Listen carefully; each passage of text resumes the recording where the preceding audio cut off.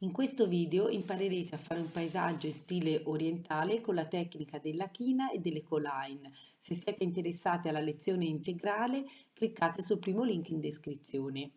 Innanzitutto io ho preparato un disegno e poi andrò ad abbassarlo con la gomma pane e userò le ecoline. Le ecoline sono appunto dei colori liquidi, sono come degli acquerelli liquidi che si usano logicamente allungati con acqua e hanno la differenza però di essere molto più brillanti e di asciugare molto prima rispetto a un acquerello tradizionale.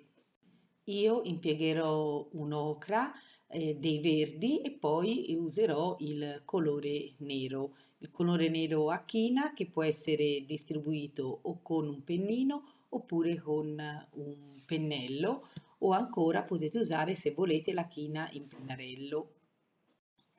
Il colore può essere messo o direttamente nel suo tappino diluendolo oppure è possibile utilizzare la pipetta, il dosatore, diciamo in gocce, che si trova in diverse di queste confezioni e può essere messo logicamente in una piccola tavolozza come questa che vi mostro.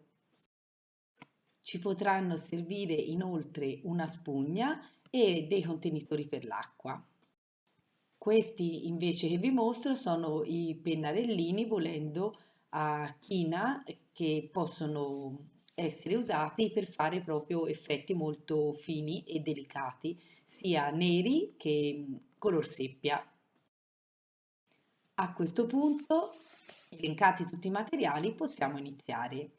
Io ho bagnato leggermente la carta sotto e inizio a fare prima le parti, come se dipingessi ad acquerello, quelle più morbide che stanno dietro, quindi lavorando bagnato su bagnato. Poi andrò sempre più a lavorare con la carta sotto asciutta oppure leggermente bagnata. Logicamente parto facendo elementi base e poi vado a rintervenire per caricamento aggiungendo piano piano altra china, in questo caso io ho combinato la china seppia con la china nera e vado sempre più a dettagliare, inizio a fare anche gli alberi, le fronde degli alberi, lavorando sempre come se fosse un acquerello, ricordandomi del fatto che questi colori tingono molto di più, anche se poi nell'asciugarsi perdono, diciamo, come gli acquerelli di intensità e poi posso usare per esempio anche strumenti come un pennellino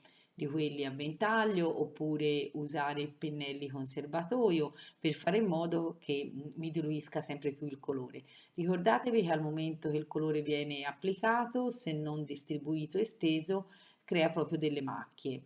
Può essere un effetto che può piacere oppure se volete un effetto più morbido dovete subito diluirlo molto di più il colore con l'acqua. Vado sempre più a dettagliare il soggetto mettendo come sempre tutti gli elementi con pennellini sempre più fini e poi andrò a usare anche il pennarellino che vi avevo detto sia color seppia che nero.